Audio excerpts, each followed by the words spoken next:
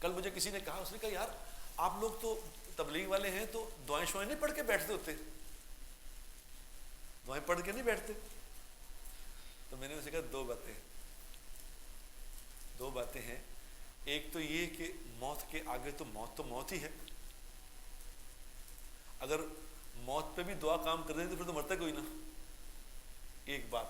دوسری بات یہ ہے کتابوں میں لکھی کہ جب موت کا وقت آئے گا تو دعا ہی بھول جائے گی، دعا یاد ہی نہیں آئے گی. اس کو اتنے فون آتے تھے، میں کہا فون آیا ہوا ہے، وہ اسی طرح وہ کانوں میں اس کے لگے ہوتے تھے، وہ ہر وقت بس جا رہا ہے بھاگ رہا ہے. اس کو کسی کو کہہ رہا ہے میں ابھی تو سے کرتا ہوں، بعد میں ابھی جہاز میں بیٹھنے لگا ہوں، ابھی کر رہا ہوں میں. ابھی یہاں پہ اس کا ایک دوست یہاں ہوتا ہے لڑکا، وہ مجھے کل کہا کہ نہیں بھائی مجھے انہوں نے چڑھتے انہوں نے فون کیا کہ دیکھ ادھر ادھر نہ ہوئی، میں بس ابھی شام کو آیا تو ہم نے بحریہ ٹاؤن جانا ہے، بس میں ابھی جہاز میں چڑھنے لگا ہوں تو تو غائب نہ ہوئی، کھانا کچے کھائیں گے، بس جا رہا ہوں. یہ اس کی عادت تھی کہ فون اتنے فون سے آتے تھے. اللہ نے دعائیں بلا دی. لیکن میرے دوستو بات کیا ہے؟ بات یہ کہ موت ایسی آئے کہ اللہ خوش ہو. اور ایک اور بات بتاؤں آپ کو، یہ اللہ جو حدیث میں آتا ہے نا کہ آدمی ساری زندگی نیک اعمال کرتا کرتا کرتا کرتا کرتا کرتا وہاں پہنچ جاتا ہے کہ جنت کے بالکل دروازے پہ پہنچ جاتا ہے، تو زبان سے کوئی ایسی بات نکلتی ہے کہ اللہ اس کی ساری رد کر دیں گے اور جہنم میں داخل کریں گے. اور ایک حدیث میں آتا ہے کہ آدمی ساری زندگی نافرمانی کے کام کرتا رہا، ساری زندگی نافرمانی کرتا رہا تو موت کے قریب پہنچا تو اللہ نے کوئی ایسا اسے نیک کام کرایا کہ وہ سب کچھ معاف ہو گیا، جنت میں چلا گیا. یہ اللہ کا قانون نہیں ہے، یہ اللہ کی قدرت ہے. قانون وہی ہے جو اللہ کے نبی نے بتایا.